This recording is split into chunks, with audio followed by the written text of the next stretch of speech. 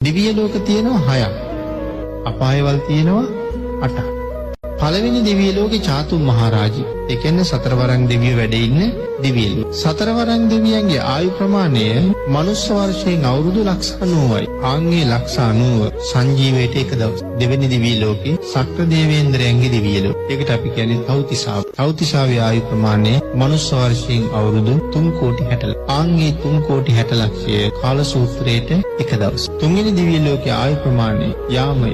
යාමේ ආයු ප්‍රමාණය මනුස්ස වර්ෂයෙන් අවුරුදු 14 කෝටි 40 ලක්ෂය. ඒක තුන්වෙනි අපායට එක දවසයි. හතරවෙනි දිව්‍ය ලෝකේ තුසිත බෝසතාණන් වහන්සේලා පහළ වෙන්නේ ඒ දිව්‍ය ලෝකෙ. තුසිතේ ආයු ප්‍රමාණය මනුස්ස වර්ෂයෙන් අවුරුදු 57 කෝටි 60 ලක්ෂය. ඒක හතරවෙනි අපායට එක දවසයි. පස්වෙනි දිව්‍ය ලෝකේ නිම්මාන රති. නිම්මාන රතියේ මුළු ආයු ප්‍රමාණය අවුරුදු 230 කෝටි 40 ලක්ෂය. ඒක පස්වෙනි අපායට එක දවසයි. හයවෙනි දිව්‍ය ලෝකේ පරිනිම්මිත වසවර්ග. තැපයෙන් ඉහළම දිව්‍ය තල. එහි ආයු ප්‍රමාණය මනුස්ස වර්ෂ වලින් අවුරුදු 921 කෝටි 60. ඒක 6 වෙනි අපායට එක දවසයි. දැන් දිව්‍ය ලෝක ඉවරයි. 7 වෙනි අපායේ ආයු ප්‍රමාණය සඳහන් කරනවා අන්තර්කල්ප භාගයයි. එතකොට අන්තර්කල්පයකට මනුස්ස වර්ෂ කීයක් තියෙනවද? අපි අය දන්නවනේ අසංඛ්‍ය කියන ඉල කීයෙන්ද ලියන්නේ? 1.140. අන්තර්කල්පයක ආයුෂ මනුස්ස වර්ෂ වලින් සඳහන් කරනවා 1.140 වූ 86 ලක්ෂ 40000. එහෙම නැත්නම් සංඛ්‍ය 86 ලක්ෂ 40000. එකෙන් භාගය. ඒ කියන්නේ අසංඛ්‍ය 33 ලක්ෂ